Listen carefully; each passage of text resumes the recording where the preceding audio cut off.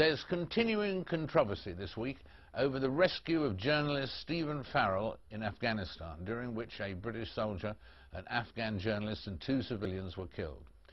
The incident has raised yet again questions over the NATO coalition campaign in Afghanistan.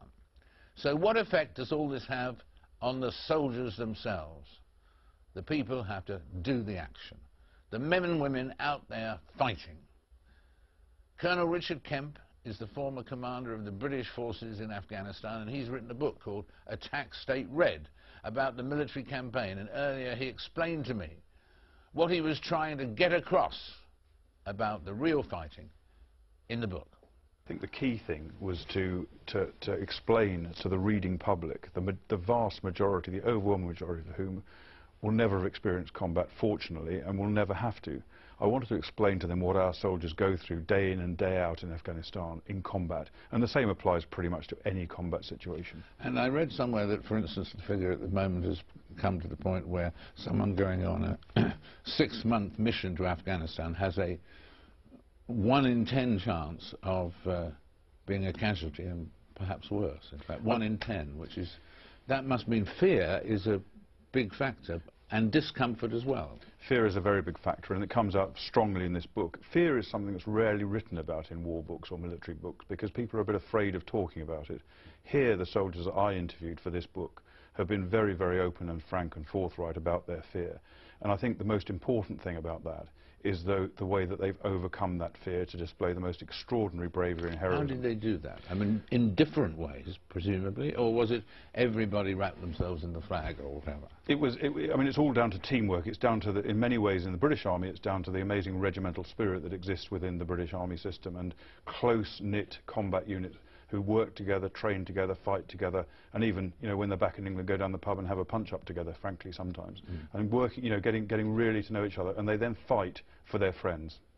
And what about, in addition to conquering the fear, incidentally, is religion important to people, to soldiers? To some it is, and there's an account in the book about one soldier in particular who, you know, he was the youngest soldier in Afghanistan at one point, who was a very, very religious man, very openly religious, and it gives an account of how he started off being afraid, and then very soon after that he managed to muster up the courage to kill his first enemy, and it was a situation where it was life or death, them or him. But I think religion plays a part to some of them. And for instance, there's, in terms of morale, one of the horrific things about the Vietnam War was when the vets came back afterwards, and they didn't come back as heroes because people had hated it, so many of them hated the war, so they didn't even have that. But I mean, I suppose there's something similar if you're fighting even in Afghanistan or wherever, and you hear that 2/3 of the people in Britain don't want you to be there, and you're in a way thinking you're there for them. That has an effect on morale, does it or not? It's critically important. It's essential that soldiers feel that they are fighting in the name of their country and are supported by their country. And I think that, you know, it can be corrosive on morale if you have too much of a dissension at home. And again, what I've tried to do in this book is to try and explain to people what it's like so that they can understand and show the support that soldiers need out there. And I think that is absolutely critical, both while they're fighting in Afghanistan and, as you alluded to, when they go home as well. And of course there's another thing, is how important is it to soldiers fighting for the coalition from wherever, whichever country, there's what the people at home feel, which we've just dealt with, and the other thing is what the Afghans feel, because they're told that they're there to bring liberty and freedom and democracy to Afghanistan, but what do they find when they contact Afghans? I think it's a really, really good point, and you know, the Afghans don't want NATO troops in Afghanistan in their country any more than we would want Afghan troops operating in our country, and you can understand why. However, the majority of Afghans, and recent opinion polls have sort of shown this, consider the Taliban to be the greatest single threat to Afghanistan and to their own well-being. And so I think many of them understand the reason that our soldiers are there, understand what they're doing. But of course they want to see an end to it, and the quicker they can get the job done and get away, the better. But British soldiers put a huge amount of effort, as do Americans to be fair, into trying to win hearts and minds of locals in Afghanistan. It's not easy, and it would be made easier by more troops who could stay in an area for longer and get to know the people better.